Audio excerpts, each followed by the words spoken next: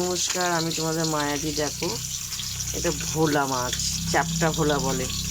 এটা হলো পাতা মাছ। তো 6 পিস আমি রান্না করব। 3 পিস ভাজা দিয়েছি, তার আমি সর্ষে বাটা করব। সর্ষে বাটা করে তরকারি হবে। তো দেখো, আর এগুলো ভাজা হয়ে গেছে, এটা করে তুলবো।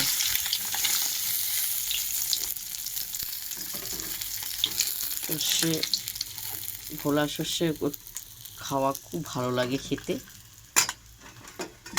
তো আমি এগুলো ছাড়বো।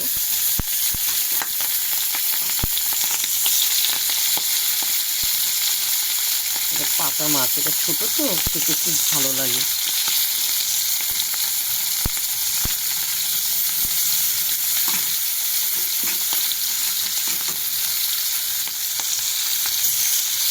সব পিস ভাজা হবে।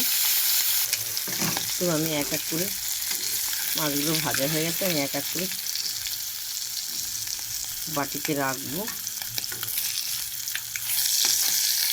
এটা কেউ বলে, মানে আমরা বলি এটা বাঁশপাতা। ছোট বড় আছে, বড়গুলো খুব সুন্দর বাঁশপাতা মাছ খেতে। এটা হলো ছোট।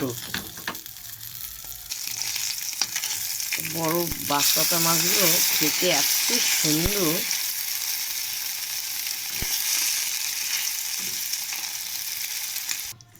তো পরিমাণে একটু তেল দেওয়া হলো, অনেক। তো কালো জিরে ফোড়ন দেওয়া হলো। তো এখানে টমেটো, সাদা সর্ষে, জিরে, কাঁচা লঙ্কা পেস্ট করা হয়েছে।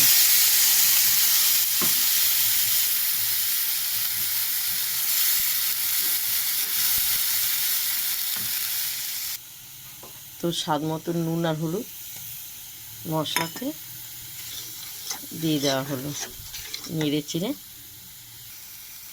তো মশলা ধোয়া জলটা দিয়ে দেওয়া হলো।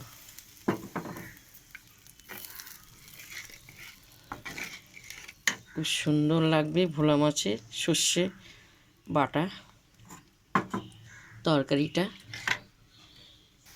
তো তরকারি ঝোলটা ফুটে উঠেছে, আমি সব মাছগুলো এক এক করে ঢেলে দেবো।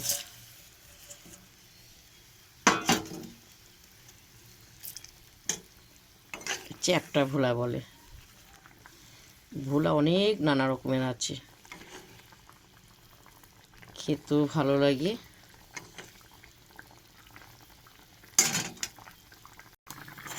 তো একটু ধনে পাতা ছিটিয়ে দেওয়া হলো উপরে, বেশি করে ধনে পাতাটা দেওয়া হলো, খুব সুন্দর গন্ধ বেরোয়।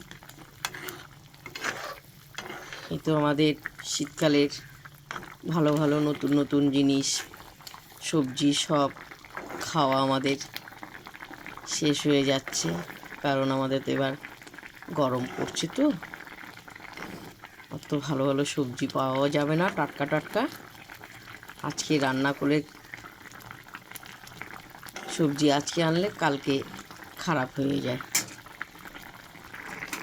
তো দেখো, আমি পরিমাণে একটু কাঁচা তেল দিয়ে দেওয়া হলো।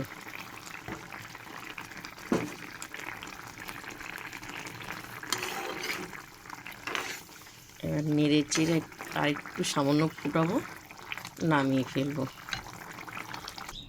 প্রথম থেকে লাস্ট আমাদের চ্যাপ্টা ভোলার সর্ষে বাটা দিয়ে তরকারি করা হয়েছে।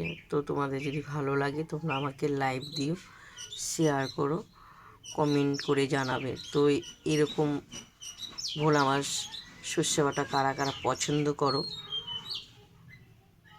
খাও, আমাকে অবশ্যই লিখে পাঠাবে, ভুলে যেও না। চলো, গরম গরম ভাতে খাবো। আমার রান্নাটা পুরো রেডি।